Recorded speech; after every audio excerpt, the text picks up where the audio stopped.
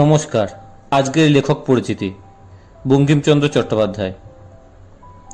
26শে June 1838 সালে উত্তর 24 পরগনার কাঁঠালপাড়া গ্রামে পিতা যাদবচন্দ্র চট্টোপাধ্যায় এবং মাতা দুর্গাদেবীর কোল আলো করে জন্ম নেন আধুনিক সাহিত্যের অন্যতম অগ্রদূত সাহিত্য সম্রাট বঙ্কিমচন্দ্র চট্টোপাধ্যায়।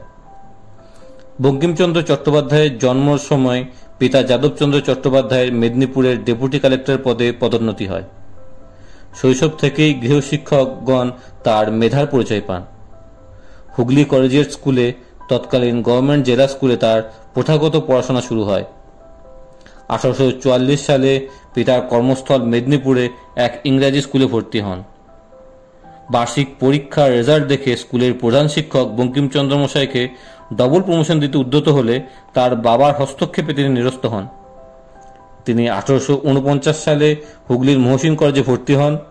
এখানে 7 বছর অধ্যয়ন করার পর তিনি প্রেসিডেন্সি কলেজে ভর্তি হন। 1857 সালে কলকাতা বিশ্ববিদ্যালয় গঠন হলে তিনি 1859 সালে প্রথম বিএ পরীক্ষায় বিশ্ববিদ্যালয়ের 2 জন কৃতী ছাত্রের মধ্যে একজন ছিলেন। 1858 সালে সাবঅর্ডিনেট এক্সিকিউটিভ সার্ভিসের অধীনে যশোরের ডেপুটি ম্যাজিস্ট্রেট পদে চাকরি জীবন শুরু করেন। আরামবাগ মহকুমা শাসক থাকাকালীন গড়মন্দরণ দুর্গের ধ্বংসাবশেষ দেখে দুর্গেশ নন্দিনী উপন্যাস লেখার প্রেরণা পান। তিনি চাকুরি জীবন ও সাহিত্যিকের কাজ একই সময়ে সমান নিষ্ঠার সাথে পালন করেছেন। তার সাহিত্যে ব্রিটিশ শাসকের প্রতি ক্ষোভ ও ব্যঙ্গ এবং স্বাধীনতা সংগ্রামীদের প্রতি আহ্বান তাকে সরকারের বিষ নজরে এনে দিয়েছিল। তার কর্তব্যনিষ্ঠার জন্য 1894 সালে ব্রিটিশ সরকার তাকে Companion of the Most Eminent Order of the Indian Empire সম্মান প্রদান করেন। 1891 সালে ব্রিটিশ সরকার তাকে রায় বাহাদুর খেতাব প্রদান করেন। 1891 সালে তিনি চাকরি থেকে অবসর নেন। 1864 সালে বঙ্কিমচন্দ্র চট্টোপাধ্যায় তার প্রথম উপন্যাস রাজমোহন ওয়াইফ ইংরেজি ভাষায় প্রকাশিত হয়। 1865 সালে তার প্রথম বাংলা উপন্যাস দুর্গেশ নন্দিনী প্রকাশিত হয়। দুর্গেশ নন্দিনী এক ত্রিকোণ প্রেমের গল্প মুঘল সেনাপতি জগৎ সিং, তিলোত্তমা জমিদার কন্যা এবং বিদ্রোহী পাঠান নেতার কন্যা আয়েশার মধ্যে। তার এই উপন্যাসকে কেন্দ্র করে বিভিন্ন সময় বাংলা ও হিন্দি চলচ্চিত্র তৈরি হয়েছে।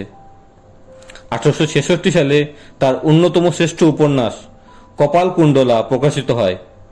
জঙ্গলে কাপালিকের কাছে মানুষ হওয়া কপালকুণ্ডলা প্রেমে পড়লেন গঙ্গাসাগর ফেরত নববিবাহিত যুবক নবকুমারের সঙ্গে। কপালকুণ্ডলা উপন্যাস অবলম্বনে বাংলা এবং হিন্দি ভাষায় অনেক চলচ্চিত্র তৈরি হয়েছে। সন্ন্যাসী বিদ্রোহ অবলম্বনে 1882 সালে তার ঐতিহাসিক উপন্যাস আনন্দমঠ প্রকাশিত হয়। এই আনন্দমঠ উপন্যাসেই স্বাধীনতা সংগ্রামীদের উদ্বুদ্ধ করার মন্ত্র বন্দে মাতরম লিখেছিলেন। বন্দে মাতরম 24শে জানুয়ারি 1950 সালে ভারতের জাতীয় গানের স্বীকৃতি পায়। 1884 সালে তার দেবী চৌধুরানী প্রকাশিত হয়। এই উপন্যাস নিয়েও বেশ কয়েকটি চলচ্চিত্র হয়েছে। বিষবৃক্ষ, ইন্দিরা, কমলাকান্তের দপ্তর, কৃষ্ণকান্তের উইল, রজনী, রাজসিংহের মতো উপন্যাস তিনি আমাদের উপহার দিয়েছেন। তার কবিতা সমগ্রহ ললিত ও মানস তার কবিরূপের পরিচায়ক। বঙ্কিমচন্দ্র চট্টোপাধ্যায় কমলাকান্ত ছদ্মনামে লিখতেন। 1894 সালে 8ই এপ্রিল মাত্র 55 বছর বয়সে এই ক্ষণজন্মা সাহিত্যিক পরলোক গমন করেন। পর্বটি ভালো লাগলে লাইক করবেন, শেয়ার করবেন, কমেন্ট করে মতামত জানাবেন, চ্যানেলটি সাবস্ক্রাইব করবেন। পরবর্তী পর্ব খুব শীঘ্রই আসছে। চ্যানেল সাবস্ক্রাইব করে নোটিফিকেশন বাটন ক্লিক করুন। ধন্যবাদ।